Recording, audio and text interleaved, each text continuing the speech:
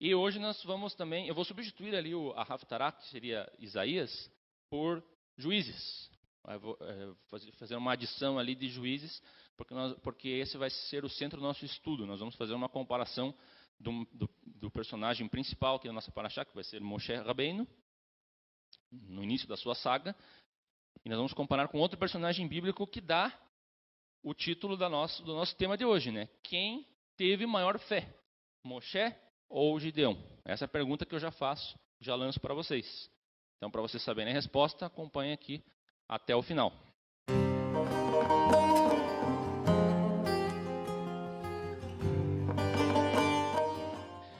Então, mais uma vez, um Shabbat Shalom a todos que estão aqui presentes.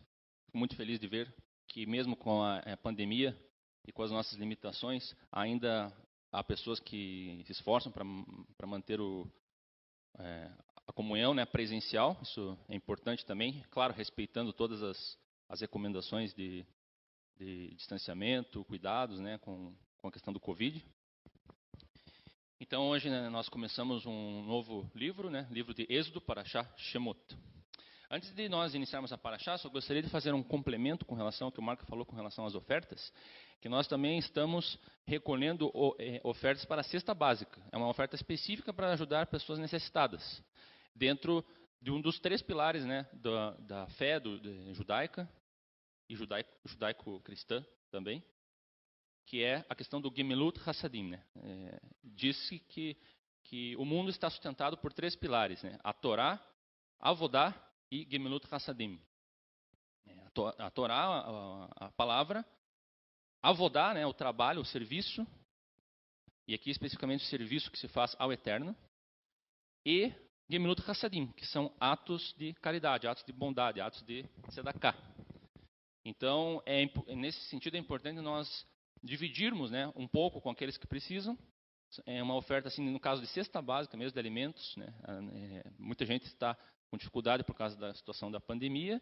E também nós temos alguns alimentos, né, que aumentaram o preço, né, como o arroz, por exemplo, que faz parte da cesta básica, e o que dificulta ainda mais para essas pessoas que nesse momento estão com mais dificuldade. Então, é um momento da gente também estender um pouquinho mais, além dos gastos que nós temos aqui com a congregação, a necessidade que nós temos de arrecadar valor para manter aqui aluguel, as contas de internet, os auxílios, ainda temos que nos preocupar com os nossos irmãos. Amém? Então, quem quiser fazer essa oferta, pode fazer tanto pela transferência, naquele mesmo sistema que o Marcos explicou, especificando através do comprovante, mandando para o Gustavo ou para o Rosh Yair, que é para a cesta básica. Ou então, pode trazer a sua oferta pessoalmente, tem um envelope ali, escrevendo para a cesta básica. Ou então, melhor ainda, pode trazer o próprio alimento, né? O próprio item da cesta básica pode trazer também direto, que nós vamos receber e acolher aqui para depois entregar para as pessoas. Amém? Então, agora vamos começar então com o estudo da Parashá. Apenas para vocês verem ali a questão, a Haftará, né? Shayahu, Brit Hadashah, Matitiyahu, Mateus. E hoje nós vamos também, eu vou substituir ali a Haftará, que seria Isaías, por Juízes. Eu vou fazer uma adição ali de Juízes, porque esse vai ser o centro do nosso estudo. Nós vamos fazer uma comparação do personagem principal, que é a nossa Parashá, que vai ser Moshe Rabbeinu, no início da sua saga. E nós vamos comparar com outro personagem bíblico que dá o título do nosso tema de hoje, né? Quem teve maior fé, Moshe ou Gideão? Essa é a pergunta que eu já faço, já lanço para vocês. Então, para vocês saberem a resposta, acompanhe aqui até o final. Vamos só fazer rapidamente a revisão dos tópicos dessa Parashá. Então, começa com a questão dos nomes, né? Shemot, Ele, Shemot. Estes são os nomes. Os nomes daqueles que saíram lá de Canaã e foram para o Egito. E aí depois, nós vamos ter aqui um relato da transição do faraó da época de Yosef para o faraó da época de Moshe, da época do nascimento de Moshe, que ele não conhecia, né, Yosef, e nem muito menos o Deus de Yosef. O que nos chama atenção isso, porque se vocês pararem para analisar, Yosef não foi um qualquer governante, assim, um políticozinho lá. Ele simplesmente foi uma pessoa que manteve vivo o mundo naquela época. Porque houve uma fome avassaladora nas redondezas ali do Egito. E apenas o Egito, devido à administração de Yosef, foi capaz de suprir alimentos para o mundo. Então ele foi um grande líder, uma pessoa que ficou famosa não só no Egito, mas em toda a vizinhança. Então é muito difícil a gente parar para pensar que o próximo faraó não conhecia Yosef. Mas ele foi um personagem que de fato foi muito, marcou muito ali os feitos dele, né? Revolucionou ali a situação. E então é interessante, nos chama a atenção que ele não conhecia, né, Yosef. Isso é algo que renderia uma análise em particular. Mas depois nós temos então aí o relato após isso de que eles começam a não tratar mais bem o povo hebreu. O povo hebreu tinha um certo favor dentro do Egito por Yosef, pelo faraó antigo. E aí eles passam a já não ter mais esse favor e, pelo contrário, começam a ser oprimidos devido à sua multiplicação. Ficaram muito numerosos. Então, é nesse ambiente que ocorre uma tentativa de extermínio ali, parcial da população para controlar a população. São coisas assim que já foram feitas outras vezes, né? Hoje, inclusive, se fala disso, assim, né? Controle de natalidade, questão de aborto, questão de estímulo, né? Para que as pessoas não tenham filhos. Então, acaba sendo os governos por aí acabam usando esse recurso assim de controle populacional, o que é uma afronta ao Eterno, porque ataca a questão da vida. É uma forma de extermínio, de assassinato, genocídio. E foi o que aconteceu aqui. Esse foi um dos primeiros casos que nós vemos disso acontecer. E aí, nesse momento que nasce Moshe, nós já sabemos bem a história, né, de como ele foi salvo ali pela cesto, que foi enviado ao rio pela sua mãe, e aí chegou junto à filha de Faraó. E ele acabou crescendo no palácio, como nós já sabemos muito bem, não vou me alongar nisso. Mas chegou um momento que Moshe cresce no palácio e ele é criado sabendo que ele é hebreu. Ele não foi uma surpresa como a gente assiste naquele filme O Príncipe do Egito, que ele se dá conta só quando ele já é adulto de que ele era hebreu. Não, ele sempre soube disso.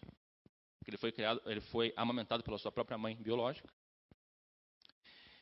E aí ele vê um hebreu sendo maltratado pelo um egípcio, mata esse egípcio, acaba lutando e matando esse egípcio, mas tenta encobertar o caso, né? Tenta ocultar ali para que ninguém descobrisse. Mas ele percebe que já foi descoberto através de dois hebreus que estão brigando. E aí ele, por ele saber que isso já tinha sido descoberto, ele teme e foge, porque ele saberia o que provavelmente poderia acontecer com ele. Então ele foge, vai para o deserto, vai para Midian, e aí ele acaba se estabelecendo lá em Midian, se junta à família do sacerdote Itrô, de Midian, se casa com uma de suas filhas, Tsípora, e vive lá a sua vida, 40 anos, afastado do Egito, no deserto de Midian. Mas aí nós temos o ápice dessa paraxá, que é o seu retorno, através do chamado que ele tem por intermédio do próprio Hashem. Naquele episódio da sarça ardente. E é esse que vai ser o tópico principal da paraxá de hoje. Então ele retorna para o Egito, só que aí ele tem que confrontar o faraó. Tem que avisar o faraó que Deus o mandou para libertar o seu povo. E faraó, claro, não conhecia Yosef, não conhecia o Deus Yosef, ele diz assim, não conheço o teu Deus. Então, isso que você está dizendo para mim não faz o menor sentido. E como você me provocou com isso, ainda vou ainda vou fazer com que os hebreus eles tenham mais dificuldade ainda de fazer o seu trabalho. Né? Não vou mais fornecer a palha. Eles vão ter que eles mesmos apanhar a palha para poder fazer os tijolos. Eles vão ter que sair mais cedo de manhã para poder apanhar essa palha, que antes era fornecida para eles fazerem a construção dos tijolos. Então isso levanta uma preocupação muito grande por parte de Moshe. Era um dos temores dele, que ele fosse até o Egito e o faraó não desse ouvidos e a situação ainda ficasse pior. Mas aí ele recorre ao Eterno, e aí o Eterno diz assim, e aí termina essa paraxá dessa forma: agora vocês vão ver o que eu irei fazer. E aí o que o Eterno iria fazer vai ficar para a próxima paraxá. Se fosse um filme, né, ou uma série, seria aquele momento que termina a primeira temporada, e daí agora fica aquele gancho para a segunda temporada. Mas então vamos para a análise de hoje. Então nós vamos ver uma questão que ocorre, que é a forma como Moshe ele é abordado por Hashem, e o Hashem o convoca, né, o comissiona para uma missão. E isso daí é recorrente na Bíblia, na Torá. Nós temos várias passagens de outros personagens bíblicos que também são convocados, são comissionados a trabalhar em algo em prol do Eterno. Ele é comissionado para fazer um serviço ao Eterno, para fazer uma obra. E nós vemos isso, por exemplo, com os profetas. Os profetas, eles recebem essa revelação, o Eterno vem até eles, fala diretamente com eles, o comissionam para fazer algo, e não era algo nada fácil de fazer. Era algo que iria exigir que essas pessoas confrontassem o status ali, o status quo da sociedade. Eles teriam que combater ali um sistema estabelecido. Então, apenas o Eterno teria o poder de confrontar isso, né? A pessoa por si não teria esse poder. Então, por isso, ele comissiona essas pessoas para agirem como um instrumento do Eterno. Então, isso ocorre com Ishayahu, Irmiyahu e Ezequiel, que é o profeta Ezequiel. Acontece com Moshe e acontece com Gideão, que em hebraico é Gidon. E aí nós vamos fazer uma comparação, porque o chamado de Moshe e de Gideon, eles se passam em circunstâncias muito similares. E nós já sabemos pela Torá, que quando existem situações muito similares entre narrativas, elas estão conectadas entre si. Então vamos analisar primeiro o processo chamado de Moshe. Então Moshe estava lá em Midian. Então, de repente, ele estava lá pastoreando as ovelhas. Aí uma ovelha desarraigou do rebanho, e ele teve que ir atrás. E aí ele acaba se deparando em um lugar que havia aquela sarça, aquele arbusto flamejante, né, pegando fogo, porém não se consumindo, como nós já bem sabemos. Isso daí é um ato sobrenatural, é uma teofania, porque isso é algo que provoca o espanto, e daí chama atenção para ele que algo diferente está acontecendo ali, não é algo ordinário.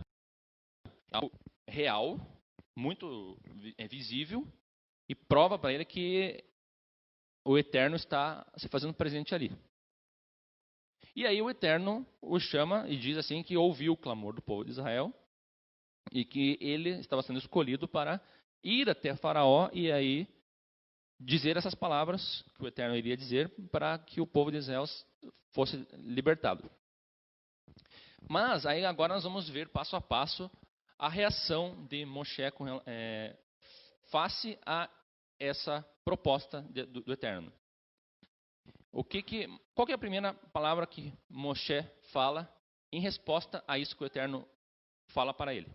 Ele diz assim: Mi anochi ki eler el paró, vehi otzi et bnei Israel mitzrayim.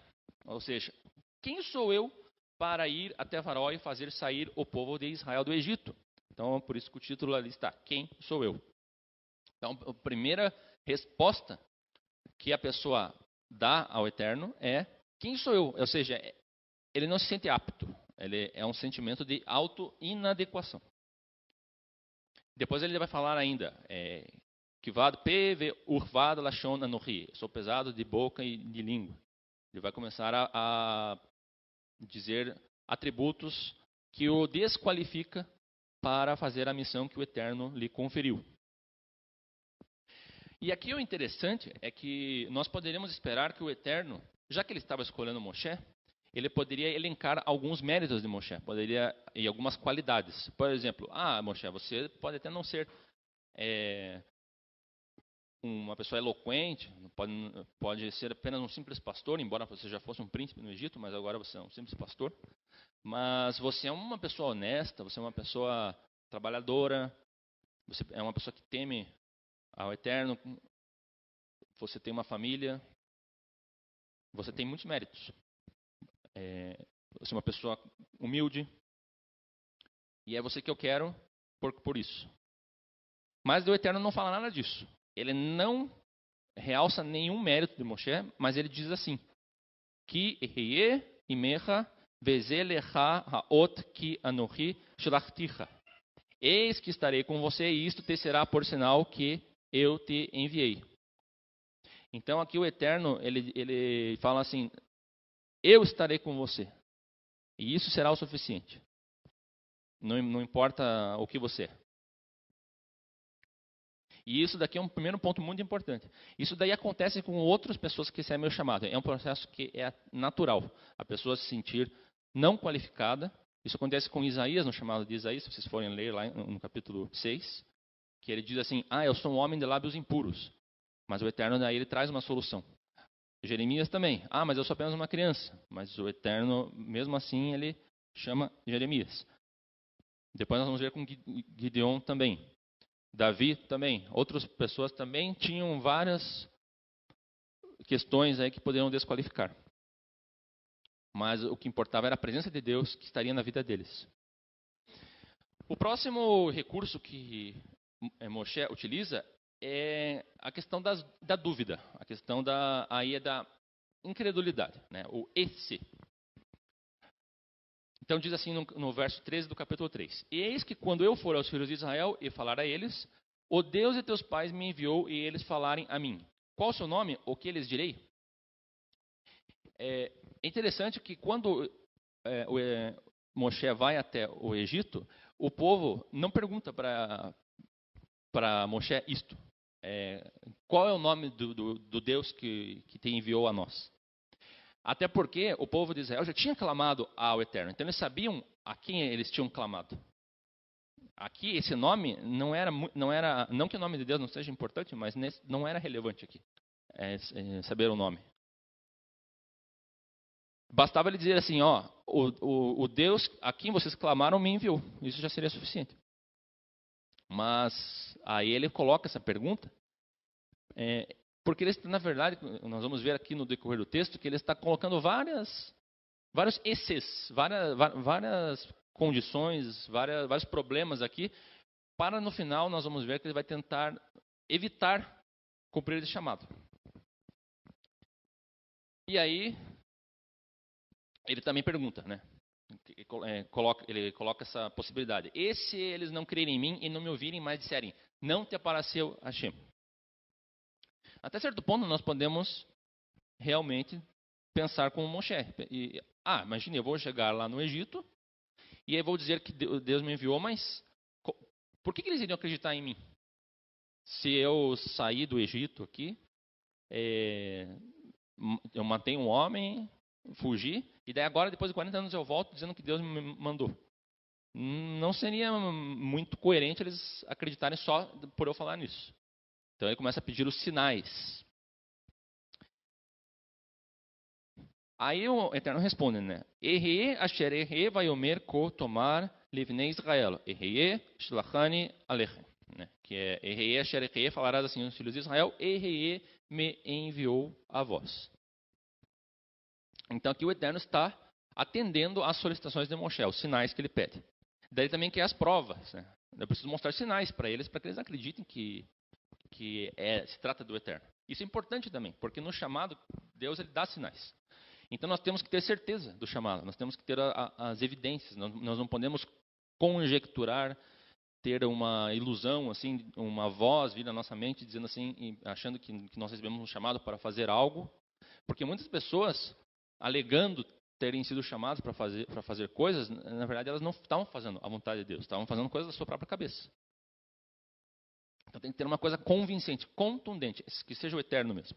E o Eterno não se abstém de fazer isso. Ele mostra vários sinais. Então tem a vara, que se transforma em serpente, depois a mão de Moshe que fica leprosa, e aí depois é curada, restaurada, e aí ainda a água que se transforma em sangue. E esses sinais ele iria apresentar para o povo de Israel depois, posteriormente. Ok, mas até então nós podemos presumir aqui uma certa naturalidade na ação de Moshe e uma certa coerência, porque ele está querendo ver as provas, né, os sinais, embora, se vocês repararem, ele já teve o primeiro sinal, que era a sarça, já era um sinal sobrenatural que realmente era Deus que estava ali. E ainda assim ele pede mais sinais. Então a pessoa tem uma certa dificuldade ali em aceitar, porque uma coisa é você reconhecer que a presença de Deus está ali, outra coisa é quando você também tem que agir, e aí você fica na dúvida se realmente Deus vai estar do teu lado ou não. Então uma coisa é você ver, e isso é muito importante para o nosso entendimento de hoje. Uma coisa é nós apenas vermos ali o Eterno agindo sozinho. Outra coisa é o Eterno agindo conosco junto. Nós agindo junto com o Eterno, sendo parceiros do Eterno. E aí vai entrar a resistência das nossas incapacidades. A gente crê no Eterno até. Mas será que a gente vai crer que nós é que vamos conseguir? É isso que é importante. E aí Moshe agora ele começa a tender já para... Ele até acredita que Deus está ali, mas ele acha que ele não vai conseguir dar conta. E aí ele já quer fugir desse chamado. Então ele diz assim, e agora ele introduz uma expressão em hebraico interessante, que é Bi Adonai. Bi Adonai. É uma expressão assim de reverência que você pede, né, para o Eterno. Por favor, Senhor. Já assim, baixando a bola. Então ele diz assim, Bi Adonai, Lo ish dvarim, Anochi gam mitmol gam mish losham, gam meaz dvarecha al avdecha, ki kvad pe urvad lashon Anochi. Por favor, Senhor, eu não sou homem de palavras, tanto antes quanto agora, que falas ao teu servo. Sou pesado de boca e pesado de língua. Aqui, quando Moshe introduz essa expressão Bi Adonai, ele já estava contendendo contra o Senhor, já estava contra-argumentando contra o chamado que o Senhor estava conferindo a ele. E aqui ele começa a insistir ele já começa a abusar ali da boa vontade do Eterno, porque ele realmente está determinado a não cumprir, mas ele já está começando a ficar sem jeito de ter que continuar negando isso. Então ele já introduz a expressão Bi Adonai, uma expressão já de reverência, porque ele quer diminuir o impacto ali da sua negativa. E na verdade ele quer delicadamente desafiar os planos de Deus. E aí o Eterno responde com uma pergunta. Moshe faz essa afirmação, essa resposta, sem que o Eterno tenha perguntado nada para ele com relação à sua capacidade. Mas aí o Eterno responde a afirmação de Moshe com uma pergunta. Então ele inverte ali, né? Geralmente você pergunta e aí você tem uma resposta. E aí, no caso, houve uma inversão. Houve uma afirmativa, uma resposta, e aí a resposta do Eterno é uma pergunta. Quem pôs a boca no homem? Ou quem o colocou como mudo, ou surdo, ou cego? Não sou eu, Hashem? E aqui nós vemos que novamente o Eterno volta o foco para ele. Enquanto Moshe está insistindo em si, na sua visão de si mesmo, ou seja, uma visão voltada para si, uma visão egoísta. Egoísta que eu digo no sentido de pensar apenas em si próprio. Nós vemos que o Eterno volta o foco para ele. E o Eterno é que pode fazer isso, né? Voltar o foco para ele. Porque o foco é no Eterno. É o poder de Hashem que liberta. Em outras palavras, Moshe, não é você que vai fazer nada. Você vai ter que ir lá, sim, mas eu que vou agir. Então você não tem que se preocupar.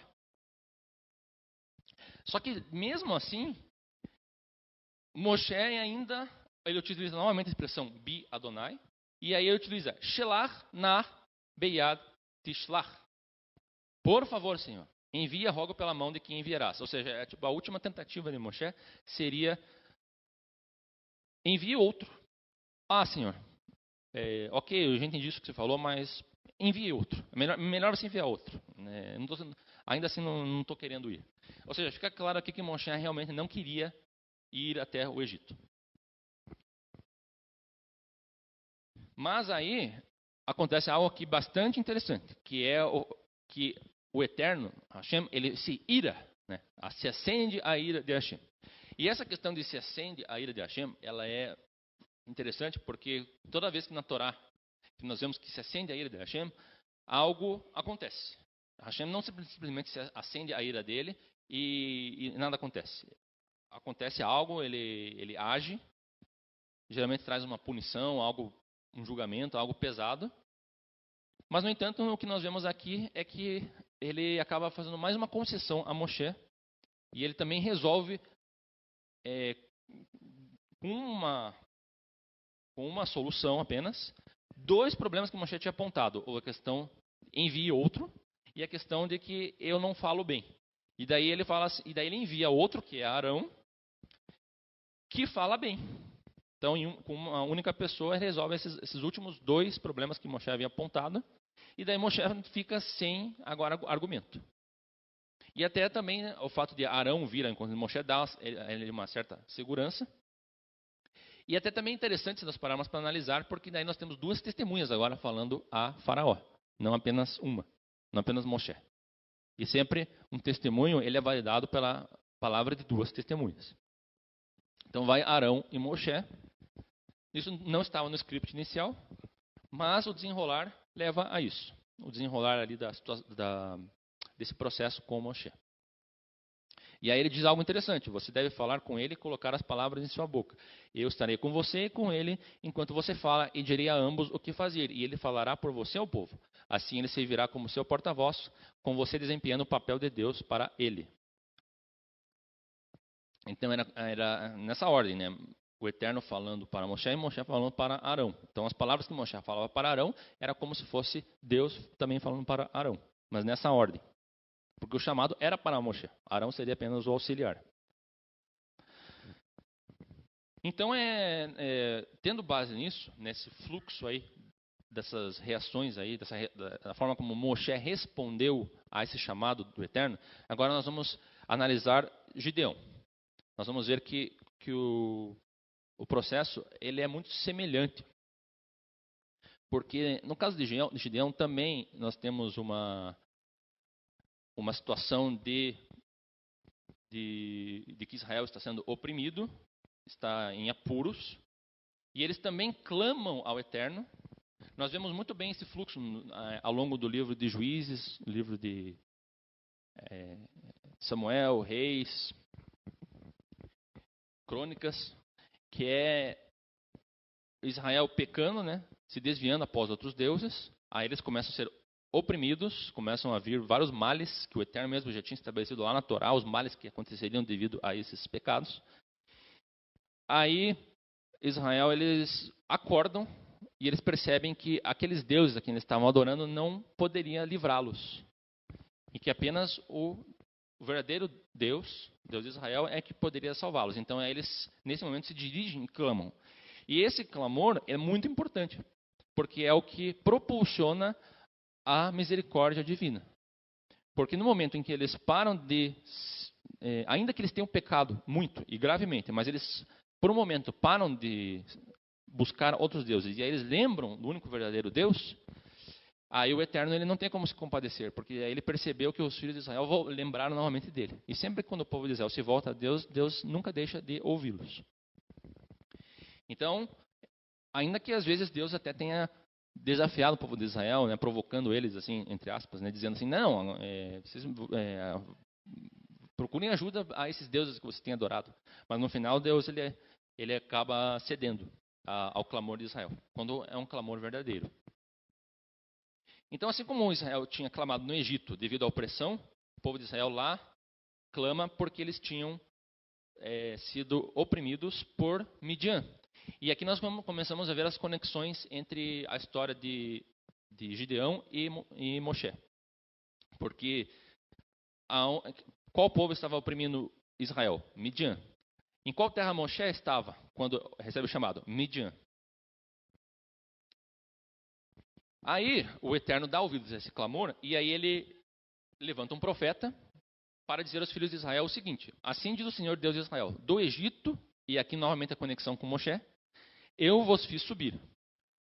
Ou seja, esse do Egito eu vos fiz subir é exatamente o que o Eterno fala a Moshe que iria fazer o povo de Israel subir do Egito. E vos tirei da casa da servidão, e vos livrei da mão dos egípcios e da mão de todos quanto vos oprimiam. Eu os expulsei de diante de vós, e a vós dei a sua terra. E vos disse, eu sou o Senhor vosso Deus, e não temais aos deuses dos amorreus, em cuja terra habitais, mas não desses ouvidos à minha voz. Então, se nós compararmos Gideon e Moshe, então, pela tabela aqui, nós vamos ver que tem algumas semelhanças também no momento em que eles são chamados pelo Eterno. Então começa que eles são abordados próximo a plantas. E nas duas situações aparece um malar, um anjo, e esse anjo ele se confunde ali, né, com o próprio Eterno, porque hora fala que é o anjo e hora é o Eterno mesmo falando. Então você não sabe ali distinguir muito bem ali quando é o anjo e quando é o Eterno. Porque na verdade a intenção é a mesma. O malar é apenas um mensageiro, ele é apenas o porta-voz do Eterno, para falar ao seu servo, né, que será comissionado. Então eles são abordados por um malar, o malar que é um anjo que aborda Moshe na sarça flamejando, e Gideon na forma de um homem que fala com ele próximo a um carvalho, a uma planta também.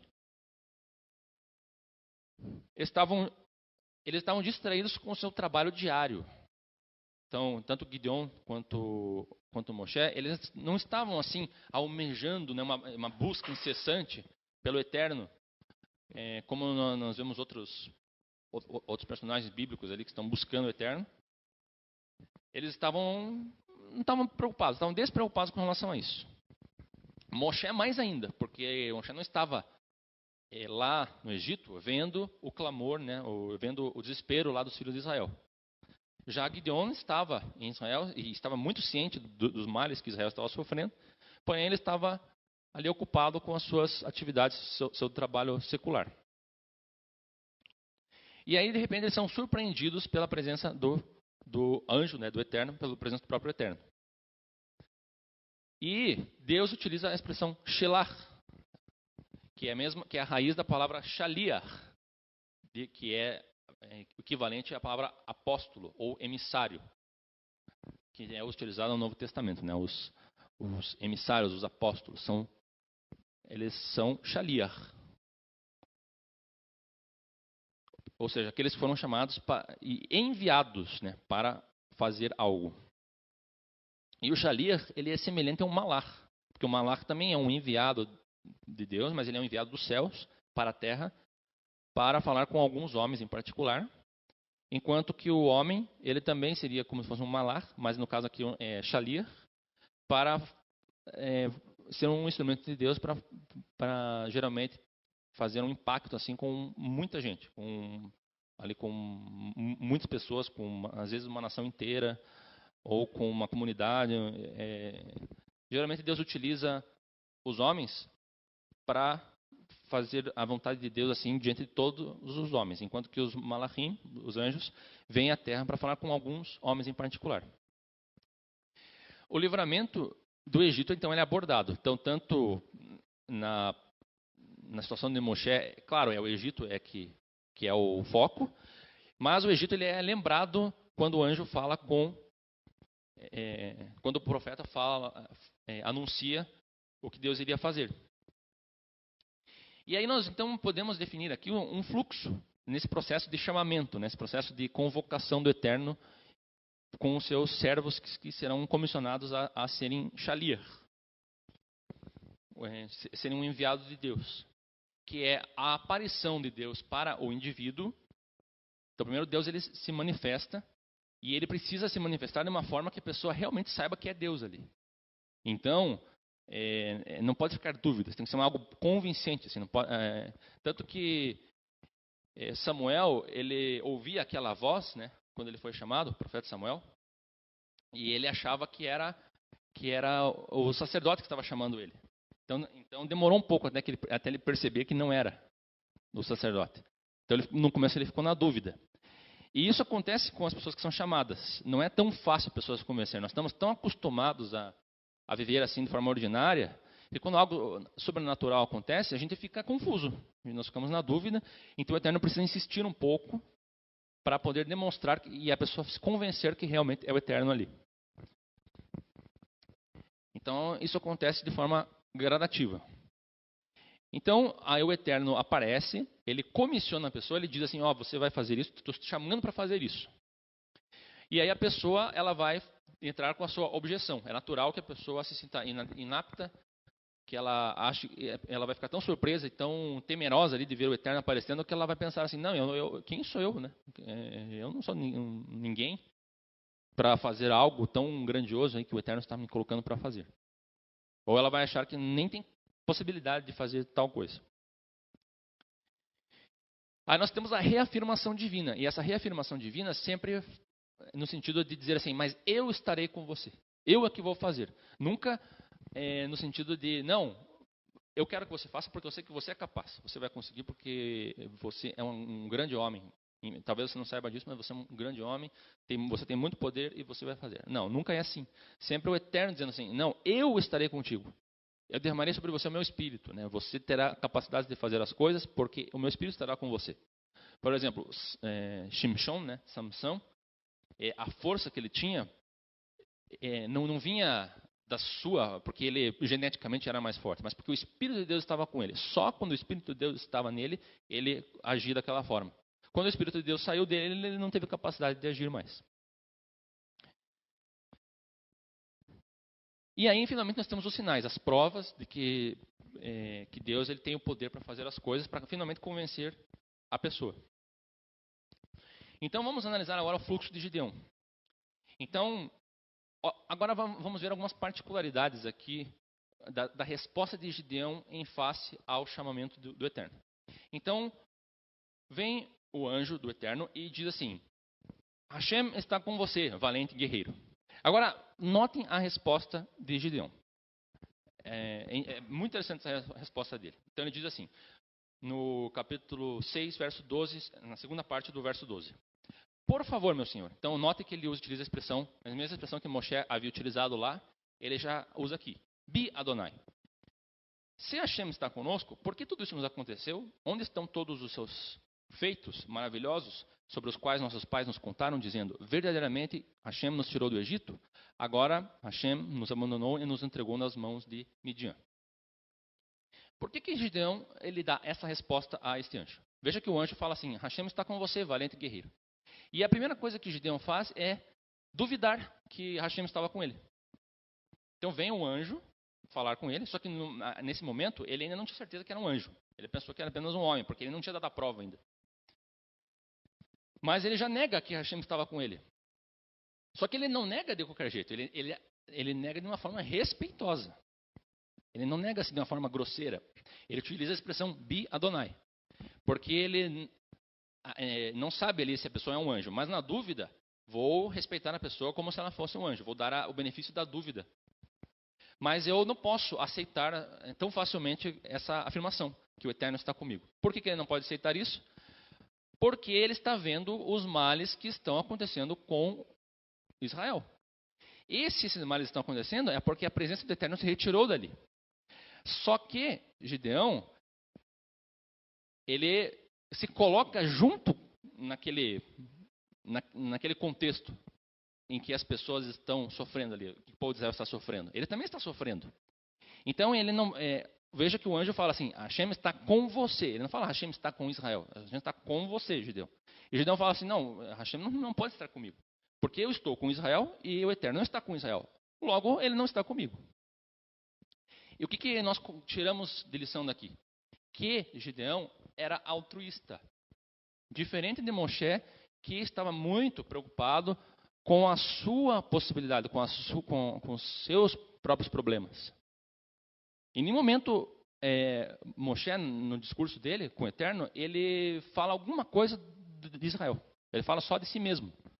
Agora, a primeira coisa que ele fala ele já se coloca junto com o povo de Israel. Outra coisa, aqui, Gideão ele já dá essa resposta assim, com uma certa chutzpah, porém de forma educada. Logo no início. Já Moshe faz ao contrário. Primeiro ele recebe o sinal. Aqui Gideão ainda não tinha recebido nenhum sinal. Moshe, ele primeiro tinha recebido o sinal, mas ele começa a contra-argumentar de uma forma não educada. Ele não utiliza a expressão bi Adonai. Ele só vai utilizar mais para frente.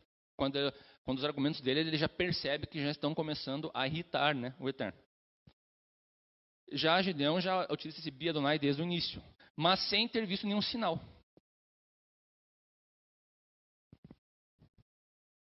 E aí vamos dar continuidade aqui. Então, no verso 14 agora do capítulo 6. Vaifen elav Adonai vaiomer lecha pechochacha ze veroshata et Israel mikol Midian halo shilachticha. E Hashem voltou-se para ele e disse: vai com essa tua força e livra Israel dos midianitas. Eu com isso faço de você meu mensageiro. E aqui ele usa a palavra shelach também. E aqui ele, diferente de Moshe, ele elenca um atributo de Gideão que era vai com esta tua força, né? Porque Gideão, ele diferente de Moshe, no caso de Moshe, que era apenas o porta-voz. E ainda um porta-voz com o auxílio de Aharon. Ele iria apenas anunciar as palavras, mas o Eterno queria agir, fazendo os prodígios.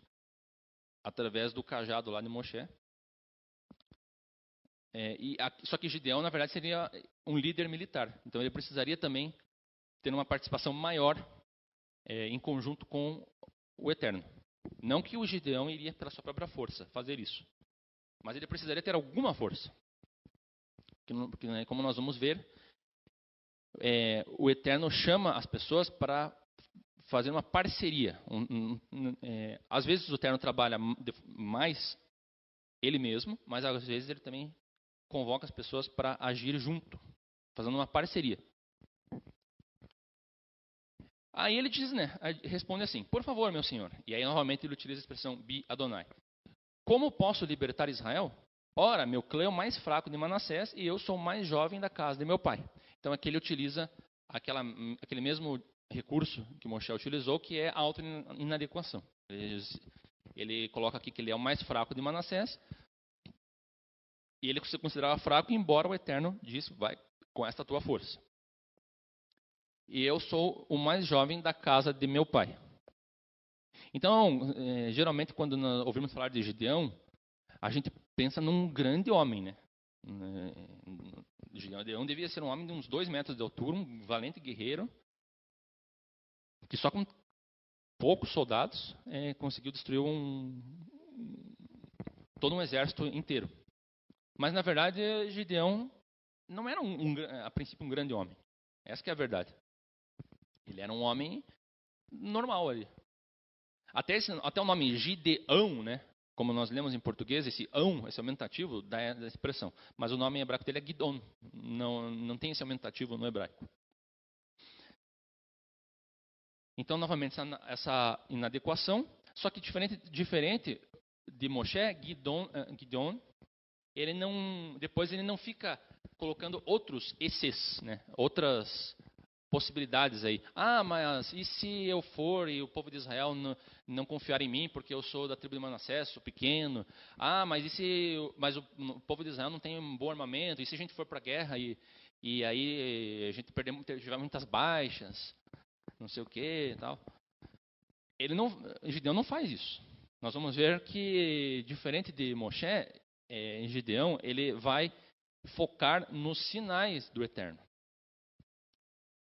Então, ele utiliza essa expressão Bi Adonai várias vezes, diferente de Moshe. E aí o Eterno também fala, mas eu estarei com você, e você deve destruir os midianitas, cada um deles. E aí vem o sinal. Né? O sinal ele é muito importante, ele não pode deixar de acontecer. E aí ele diz assim, né? Se ganhei o teu favor, dá-me um sinal de que és tu quem estás a falar comigo. No caso, o anjo. E ele está querendo dizer aqui que se é o Eterno que está falando com ele. Só que agora, ó, veja que interessante a postura de Gideon. Ele pede um sinal, mas ele não fica ali sentado esperando, tipo assim, sentando num banco ali, assim, agora pode fazer alguma mágica aí, mirabolante, para que eu saiba que é o Eterno. Faça aí um tornado aparecer do nada, ou faça um fogo e brotar. Não. Ele sai, ele já se antecipa, ele sai para apanhar uma minhá, uma oferta, né, com bolo ázimo, cabrito e farinha. Então ele sai para preparar a minhá, e aí ele traz até o anjo que estava lá, ele pede para o anjo esperar, diz, não saia daqui que eu vou te trazer uma minhá. E aí ele traz, e aí o anjo instrui ele a colocar em cima de uma pedra. E aí ele coloca a minhá em cima da pedra, derrama o caldo em cima, e aí o anjo toca com um cajado, mais uma referência a Moshe, o cajado. E aí aquilo faz queimar, né? Faz vir o fogo. E naquela época não existia palito de fósforo, então ele não poderia imaginar que um pedaço de pau iria do nada, sem ali todo aquele artifício que era feito para fazer fogo, pudesse fazer pegar fogo. Então para ele fica a prova ali de que é o sinal. E ainda mais que na verdade o Senhor estava aceitando a minhá. Então é como se Gideão estivesse fazendo um teste com Deus, assim, eu vou oferecer uma minhá e quero que o Senhor, vamos ver se o Senhor vai aceitar a minha minhá. E o Senhor aceita, porque o Senhor faz surgir o fogo que consome aquela oferta, e nisso o anjo desaparece. E aí fica, ou seja, aí fecha o circuito, aí ele sabe que é Deus que está ali. E aí acontece algo também natural, que é quando ele percebe, se dá conta que é Deus ali, ele se espanta. E nós vemos que todas as vezes que Deus aparece e a pessoa percebe que era Deus ali, a pessoa fica espantada, ela fica temerosa, fica com medo mesmo. Porque a presença de Deus é tão terrível que a pessoa ela acha que vai morrer. Nós vemos lá que Jacó também se espantou, né, quando teve aquela visão. Moshe também se espantou. E Gideão aqui se espanta também. E aí Deus tem que confortar ali Gideão, dizendo que ele não morreria ali. E aí então Gideon ele constrói um altar ali, chama aquele altar de Yahvé Shalom. Semelhante a Jacó naquele episódio que ele chamou aquele lugar de Beit El.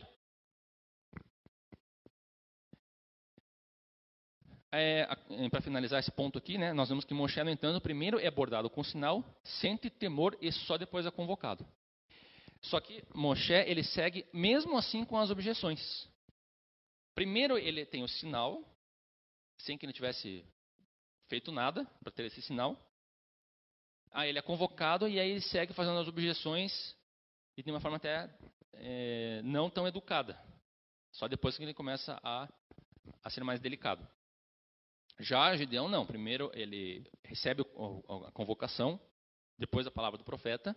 Aí depois ele recebe o sinal. Mas aí quando ele recebe esse sinal, aí aquilo muda a percepção dele das coisas. E aí nós vamos ver adiante que aí ele não vai fazer mais objeções. A não ser pelo fato de que ele vai pedir mais sinais. Sim, porque é natural que, ainda que você tenha o sinal, você desconfie da sua própria capacidade. Mas diferente de Moshe, que estava mais tendendo a não querer agir, mesmo vendo que o Eterno estava dizendo que estaria com ele e que o Eterno estava ali, que era o Eterno mesmo, ele estava não querendo prosseguir. Já Gideon, ele estava bem mais propenso a seguir com o plano do Eterno. Só que ele queria estar mais seguro disso. Por isso ele pede mais sinais. E aí o próximo sinal que ele vai pedir é a questão do velo e o orvalho, né? Que se o velo, ele ia deixar um velo que é uma pele, né, de carneiro, né? Aquela lã de carneiro sobre o chão. E aí ele, no anoitecer, ele fala assim: se tiver apenas orvalho no velo e não estiver na relva, né, no chão, Então, aí eu vou saber que é o Eterno. E daí isso acontece. E depois ele... mas eu quero pedir mais uma vez ainda que você faça esse sinal. E mais uma vez aquilo acontece. Para, tipo assim, não, foi sorte que aconteceu isso. Para ter certeza mesmo. E aí o Eterno repete o sinal e aí ele fica seguro. E após isso nós vemos que daí o Gideão ele vai e não fica fazendo objeções. Então, fazendo uma comparação dessas narrativas, o que nós verificamos? Que em ambas as narrativas, tanto Moshe como Gideão, eles questionam a lógica de Deus, destacando suas próprias inadequações, solicitam sinais de que realmente é Deus ali que está os chamando. Eles ficam com medo quando percebem que se trata de Deus. Só que há diferenças. Moshe, ele iria ser o porta-voz e Deus iria fazer os prodígios. Já Gideon, aqui nós podemos lembrar do momento em que Moshe, depois quando o povo de Israel já estava no deserto e eles lutam contra os amalequitas, já lá no Sinai, próximo do Sinai, que Moshe ele vai até o monte e ele estende as mãos, né, e enquanto as mãos dele estavam estendidas, Yehoshua estava no campo de batalha lutando. E era ele que estava liderando ali militarmente o povo de Israel. E Moshe estava mais assim no alto lá, em contato com Deus. E aí nós vemos uma semelhança aqui de Gideon já com Yehoshua, como um líder militar assim, mais na ativa ali, participando ali do feito que Deus estava fazendo. Enquanto Moshe estava assim, mais como um intercessor e um espectador. Não que o que Moshe estava fazendo fosse menos impactante, ali, tivesse menor valor. Apenas é uma diferença de perspectiva. Mas Gideon, então, ele é liberto através dessa vitória militar.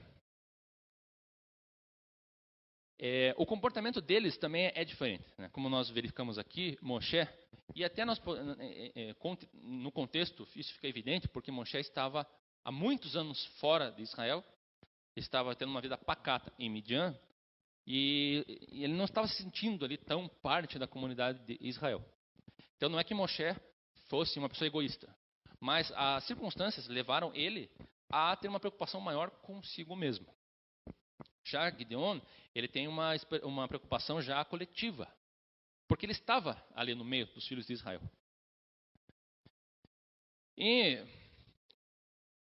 de qualquer forma, né, já encerrando, duas coisas ficam evidentes, e essas são as duas maiores lições que nós temos que ter.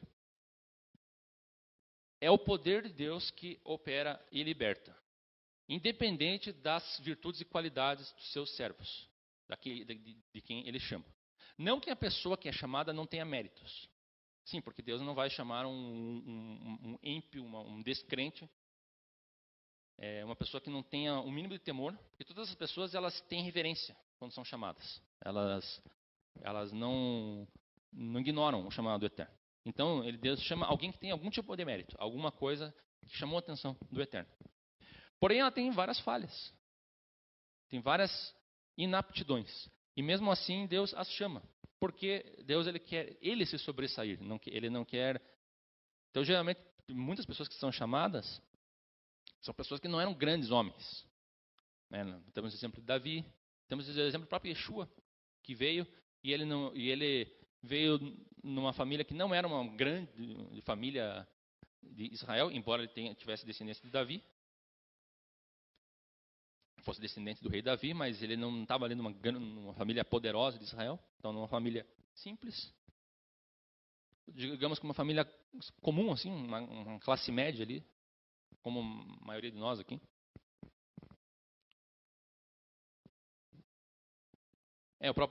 Como o irmão Rony acabou de se dizer aqui, né? O Saul ele já tinha se destacado, e geralmente os homens que se destacam, eles têm uma maior dificuldade de se submeter ao Eterno. Porque daí eles querem meio que puxar a glória para si mesmos. Né? Enquanto que esses homens que já sabem que não tem glória nenhuma, eles têm mais facilidade de dar a glória ao próprio Eterno.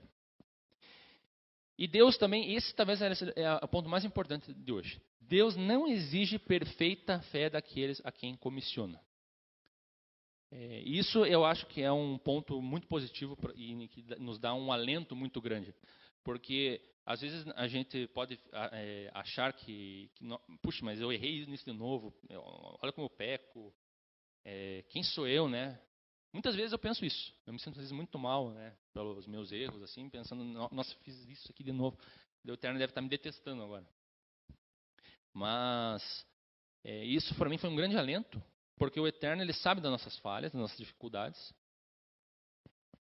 e mesmo assim ele nos chama, e nós temos que fazer o trabalho ainda que tenhamos essas falhas. Não que a gente vá se desculpar, né, se segurar, né, eu sou assim mesmo, eu falho e o Eterno que me aceita desse jeito. Não é por aí também. A gente tem que buscar o aperfeiçoamento. Mas ainda que a gente fale, nós não podemos desistir, né, nós temos que seguir. E lembrando que a vontade de Deus é que prevalece. Então mesmo que, veja Moshe, ele insistiu até o máximo para não cumprir o chamado. Mas ele não teve alternativa, ele cumpriu. Ou seja, a vontade do Eterno prevaleceu. Ou seja, isso acontece, né? Muitos homens eles se esforçam para não ter que responder o chamado, mas o Eterno acaba fechando o circuito ali, acaba colocando a pessoa em xeque ali, porque ele quer que a pessoa siga esse chamado e a pessoa acabará seguindo o chamado. Então, e a questão do mérito do nosso poder, não, eu não sou bom o suficiente, esse não é o ponto mais importante. Eu acho que o ponto mais importante é a nossa resposta positiva para o Eterno. Então é isto. Desejo a todos um restante de Shabat abençoado e um Shavuot Tov, que o Eterno abençoe. E agora vamos para a bênção final.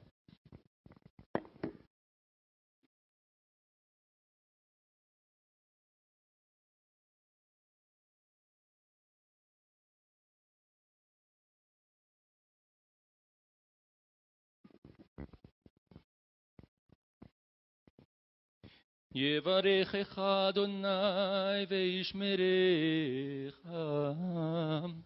Yair Adonai panav elecha vichuneka. Yisa Adonai panav elecha veyasem lecha. Shalom. Que o Eterno te abençoe e te guarde, que faça resplandecer o seu rosto sobre ti e tenha misericórdia de ti. O Eterno sobre ti levante seu rosto e te dê shalom. Shem Yeshua HaMashiach. Amém.